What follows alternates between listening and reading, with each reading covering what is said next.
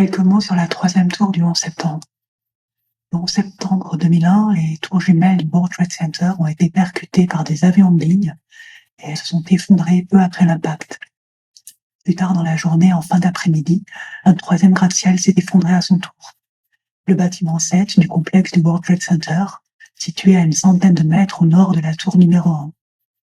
Haut de 47 étages, l'immeuble a été endommagé par des débris provenant de l'effondrement de la tour nord, ce qui a provoqué des incendies au niveau de certains étages inférieurs. Quelques heures plus tard, le bâtiment s'est écroulé verticalement sur son enceinte en l'espace d'environ 7 secondes. Une première enquête sur l'effondrement des tours a été menée par la FEMA. L'enquête a ensuite été confiée à une autre agence fédérale, le NIST. Celui-ci a publié en 2005 un rapport sur les tours jumelles et en 2008 un second rapport consacré à l'effondrement du bâtiment 7. Selon les conclusions du NIST, ce sont les incendies qui ont provoqué l'effondrement de la tour.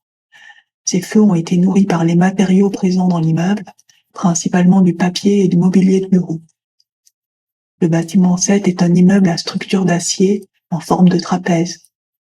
Selon le NIST, il aurait subi une défaillance d'une colonne intérieure, la colonne 79, ce qui aurait déclenché une réaction en chaîne, les colonnes centrales cédant les unes après les autres. La structure extérieure, privée de soutien, se serait ensuite effondrée à son tour sous l'effet d'une redistribution des charges. Ainsi, d'après le NIST, les images montrant le bâtiment s'écrouler droit sur lui-même correspondraient à la chute finale de l'enveloppe extérieure, comme une coquille vide. Le rapport du NIST sur l'effondrement du bâtiment 7 a suscité plusieurs critiques, portant sur la manière dont il a été élaboré et les preuves avancées.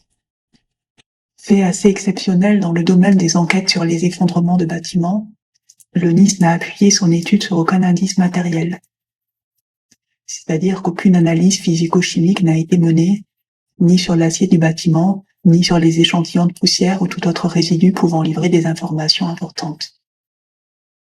Il faut rappeler que dans les jours qui ont suivi les attentats, une grande partie de l'acier provenant des tours effondrées a été envoyée au recyclage. À l'époque, ces décisions avaient été largement critiquées par les scientifiques, qui y voyaient une paire d'éléments de preuve potentiellement essentiels. Toutefois, tout l'acier n'a pas été détruit. Le rapport du NIST ne donne pas de justification concernant l'absence d'analyse sur ce qui restait. Sur son site, l'agence indique que les morceaux d'acier récupérés n'étaient pas identifiables avec certitude comme provenant du bâtiment 7, ce qui les aurait disqualifiés aux yeux des enquêteurs. En l'absence de preuves matérielles, le NIST a donc fondé l'ensemble de sa démonstration sur une simulation informatique. Le principe est le suivant. À partir de diverses informations, des vidéos de l'effondrement, des plans de l'immeuble, des témoignages, les enquêteurs ont formulé l'hypothèse de la responsabilité des incendies dans la chute du bâtiment. Ils ont ensuite tenté de reproduire ce scénario à l'aide d'un modèle numérique. La preuve repose ici sur la confrontation entre la simulation et ce qu'on observe sur les vidéos. Si la simulation parvient à reproduire fidèlement l'effondrement observé, alors l'hypothèse des incendies peut être considérée comme plausible. Voici la modélisation numérique de l'effondrement proposée par le NIST. Il s'agit de confronter aux vidéos existantes. L'essentiel de sa démonstration repose donc sur le fait d'avoir été capable, à partir des données disponibles, de reproduire numériquement l'effondrement. Plusieurs critiques ont été adressées à cette démonstration. Outre le fait qu'elle aurait été construite à partir de données incomplètes, voire erronées, un point trop technique pour être détaillé ici, elle a surtout été critiquée pour son incapacité à reproduire fidèlement ce qu'elle était censée représenter.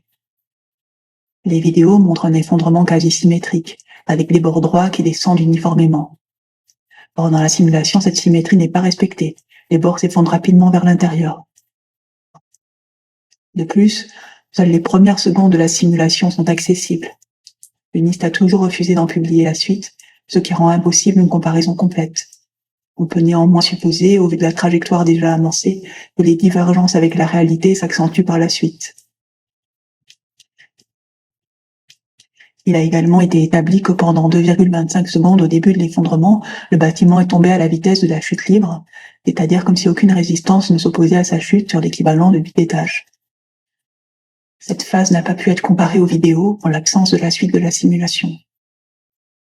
Le NIST considère toutefois que sa simulation est satisfaisante, dans la mesure où elle parvient à reproduire le déclenchement de l'effondrement.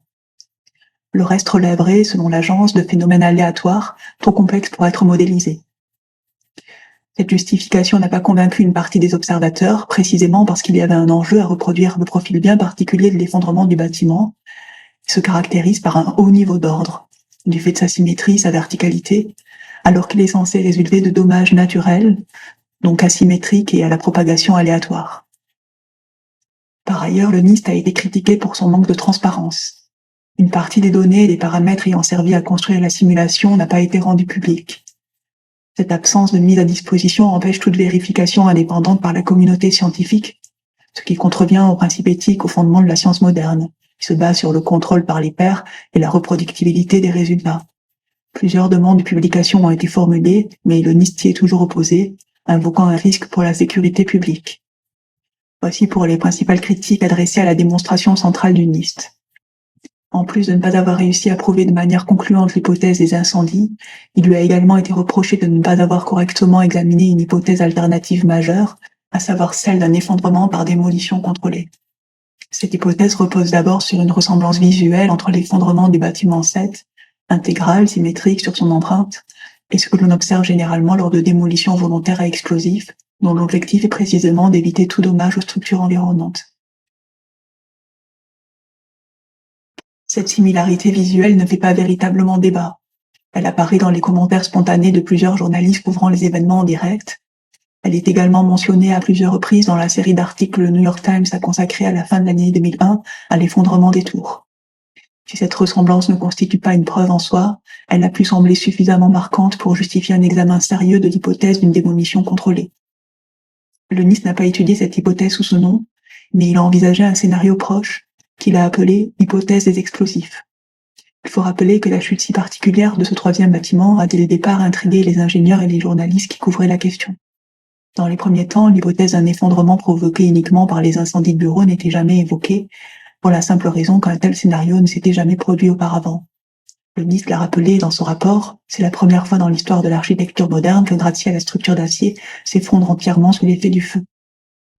Durant les premiers mois après les événements, d'autres hypothèses étaient avancées. La présence de réserves de fioul dans le bâtiment, d'éventuels dommages structurels dus aux débris de la tour nord, ou encore le fait que le bâtiment reposait sur une sous-station électrique.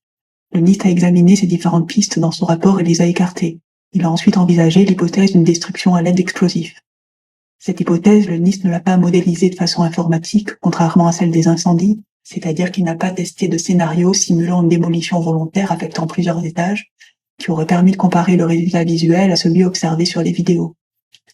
C'est sur la base de deux modèles plus simples que le NIST a rejeté l'hypothèse des explosifs. Un premier modèle basé sur le niveau sonore des explosions. Le raisonnement du NIST est le suivant. S'il y avait eu des explosions, elles auraient fait du bruit.